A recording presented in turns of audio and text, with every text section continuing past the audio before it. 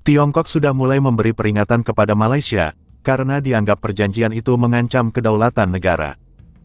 Jadi dari semenjak perjanjian Amerika dan Malaysia, Tiongkok sudah mulai mundur teratur dari Malaysia dan dampaknya sudah mulai terasa. Dari yang terbaru, ekspor sawit Malaysia ke Cina merosot, karena pemerintah Cina menggeser penggunaan warganya dari minyak sawit ke minyak soya, atau kedelai.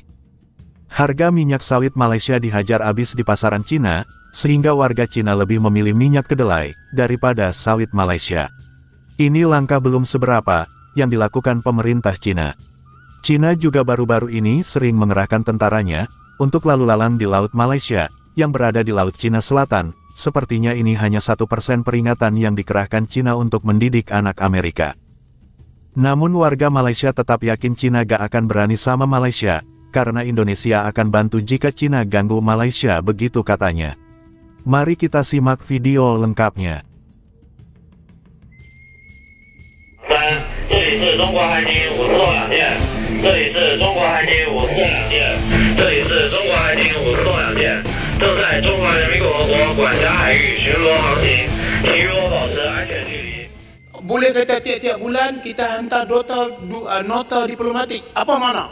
Nota diplomatik memprotes kehadiran kapal Cina. Itu yang kita boleh buat.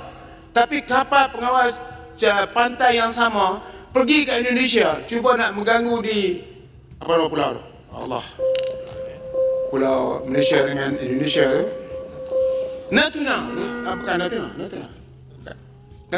Natuna ya. Jadi tentera Indonesia kejar mereka dengan menggunakan pancutan air. Lari habis. Bercempur. Mereka datang balik ke di kawasan berting-berting Ali. Kita patutnya ambil tindakan yang lebih tegas. Sebab apa? Saya nak tanya Perdana Muhammad. Soalan saya hari ini adalah apa makna tuntutan bertinik dan juga pencerobohan?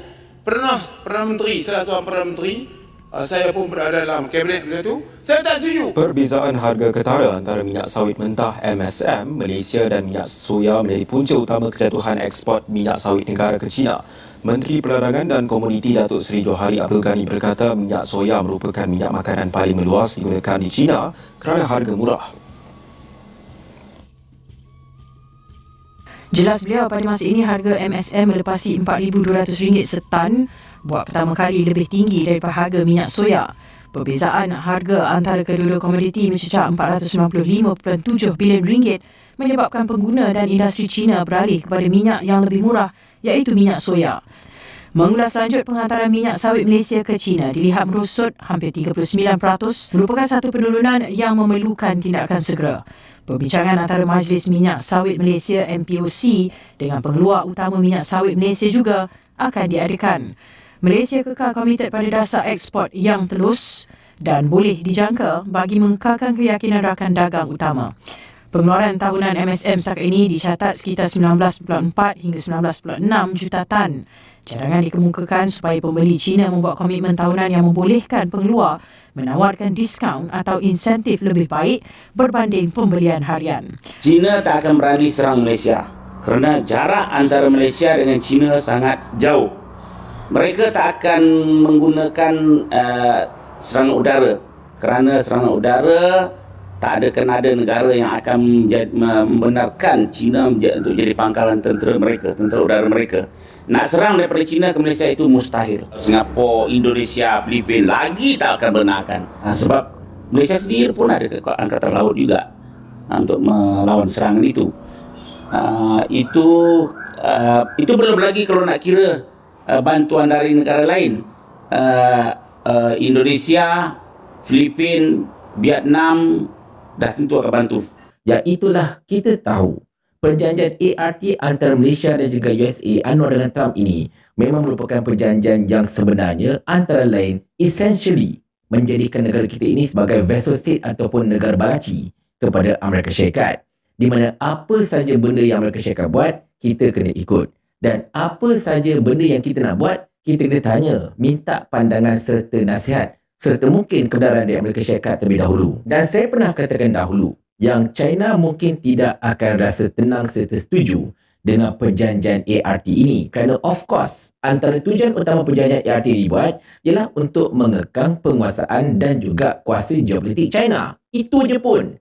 USA takkan kelang kabut datang ke Southeast Asia ini, jumpa negara itu, jumpa negara ini secara individu semata-mata kerana hendak berdagang dengan tarif.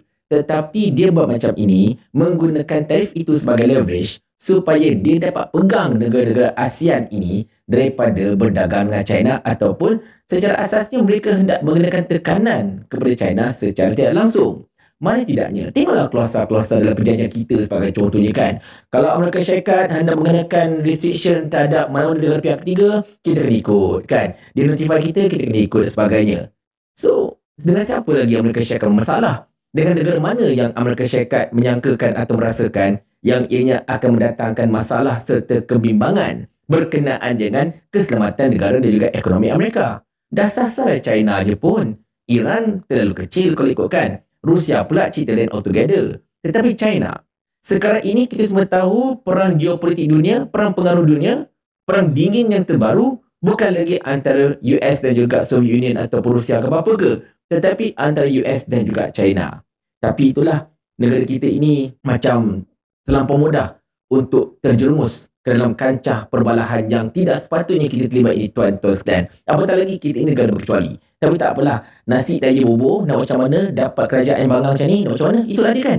Tapi itulah, kita dah khabar benda ini, tetapi Perdana Menteri Datuk Seri Anwar Ibrahim kata benda tu tak ada hal, kita je lebih-lebih, kita yang takut lebih masalahnya.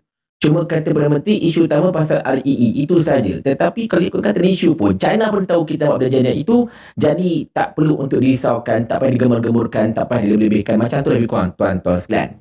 Tengok-tengok, pada 28 hari bulan hari itu, China telah mengeluarkan satu bantahan rasmi. Rasmi ya tuan-tuan puan, bukannya cakap-cakap kosong, tetapi satu bantahan rasmi yang dikeluarkan oleh Kementerian Perdagangan negara itu kepada Kementerian Perdagangan kita dan juga Kementerian Perdagangan Kemboja. Di mana antara lain tuan-tuan sekalian, China telah mengeluarkan satu bantahan secara rasmi kepada perjanjian perdagangan antara kita dan US inilah secara asasnya. Di mana benda ini, bantahan rasmi oleh China ini tuan-tuan puan, merupakan satu tanda jelas betapa China memang cukup tak puas hati dengan perjanjian ini, dan juga memang China tidak boleh tolerate perjanjian yang bagi mereka memang sangat-sangat mengganggu gugat kepentingan mereka dengan negara-negara rantau Asia Tenggara ini secara dasarnya. Dan sekarang, benda ini telah menyebabkan kita secara tidak langsung telah berada di tengah-tengah power struggle antara Amerika Syarikat dengan China. Di mana Kementerian Perdagangan China telah memberitahu Kementerian Perdagangan kita betapa China ada kerisauan dan kebimbangan yang sangat-sangat teruk dan sangat mendalam dengan beberapa bahagian terutamanya dalam perjanjian itu. Dan China juga telah meminta agar Malaysia mempertimbangkan secara penuh dan menangani perkara ini dengan sebaik-baik yang mungkin demi untuk kepentingan negara pada jangka masa panjang. Itu kata-kata China, tuan-tuan sekalian. Sampai di sini video hiburan dari tetangga kita Malaysia. Semoga Anda semua terhibur. Dan jangan lupa like dan subscribe channel ini, agar tidak ketinggalan info terbaru. Sampai jumpa di lain waktu. Wassalamualaikum warahmatullahi wabarakatuh.